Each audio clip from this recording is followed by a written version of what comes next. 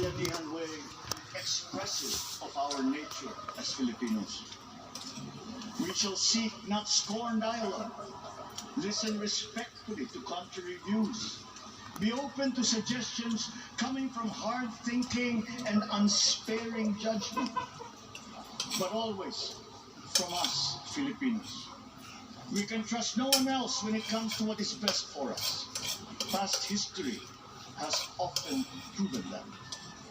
Solutions from outside divided us. None deepened our understanding. They were always at our expense. Never forget, we are Filipinos. One nation, one republic, indivisible. We resisted and never failed to defeat foreign attempts to break up our country in my father's watch. Ay, nakaupo na siya mga guys. Nakaupo na si BBM. So let us all be part of the solution that we choose. In that lies the power to get it done. Always be open to differing views, but ever united in our chosen goal. Never hesitating to change it, should it prove wanting. That is Visit my channel mga guys, Aldams Vlog TV. Our future we decide today. Yesterday cannot make that decision anymore, nor can tomorrow delay it. The sooner we start, the surer and quicker the prospect of achieving our future. These are troubling times. What's happening to others can happen to us, but it will not. We see what's happening. We are witness to how it is being stopped, and we have seen the glory that crowns struggle against all odds. Giving up is not an option. We've been through times of bitter division, but united, we came through to this when it shall begin again, but better. The campaigns I've run have taken me here where I stand today. I listened to you, and this is what I have heard. You all want peace in our land. You and your children want a good chance at a better life in a safer, more prosperous country. All that is within reach of a hard-working, warm and giving race. Your dreams are mine. Pangarap nyo ay pangarap ko. How can we make them come true? How can we do it together?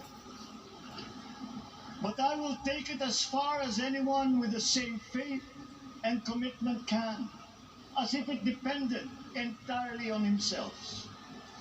Sa pangarap na maging mapayapa ang ating bansa, ang pangarap nyo ay pangarap ko.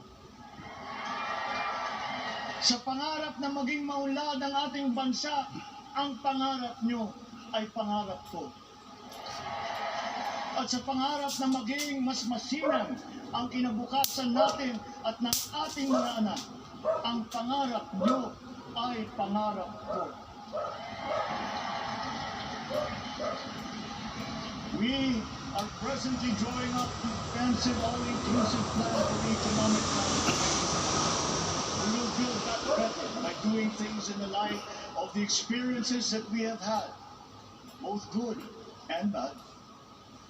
It doesn't matter. No looking back in anger or nostalgia. In the road ahead, the immediate months will be rough, but I will walk that road with you.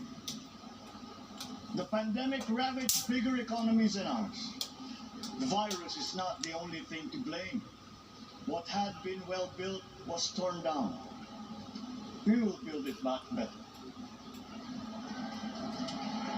The role of agriculture cries for the urgent attention that its neglect and misdirection now demands. Food self-sufficiency has been the key promise of every administration. None but one delivered.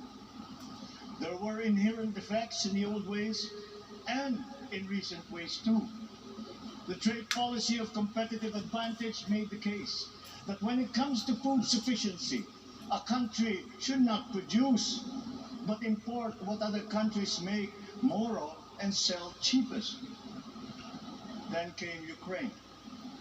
The most vulnerable when it comes to food are the countries furthest away from the conflict, those bearing no blame for provoking it. Yet they face the biggest risk of starvation. If financial aid is poured into them, though it never is, there is nothing to buy. Food is not just a trade commodity. Without it, people weaken and die. Societies come apart. It is more than a livelihood. It is an existential imperative and a moral one.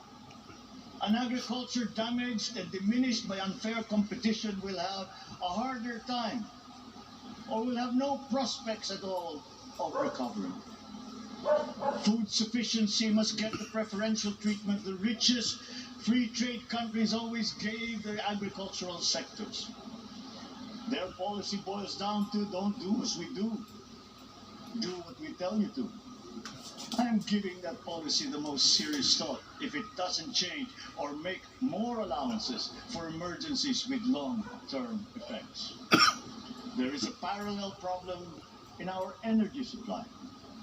Sufficient fossil fuel-free technology for whole economies has yet to be invented. And it is not seriously tried by rich countries. Again, consider the response of the richest countries to the war in Ukraine.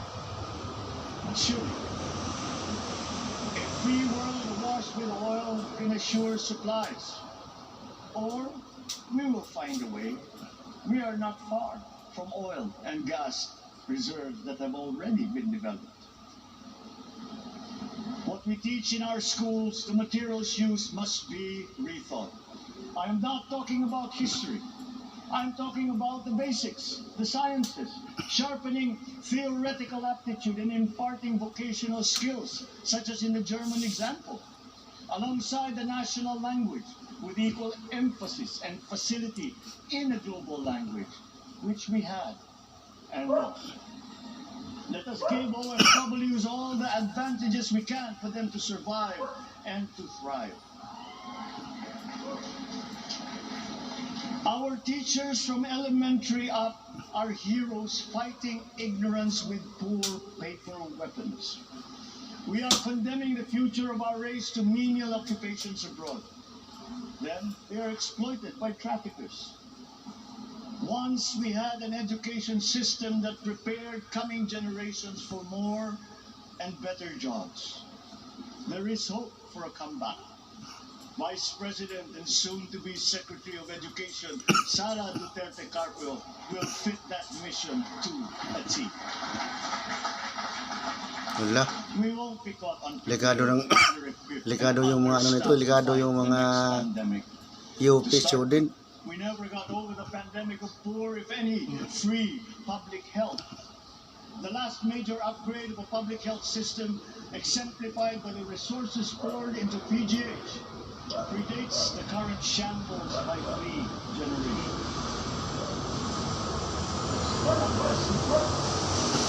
They have themselves to the highest distinction abroad, having suffered even the highest casualties.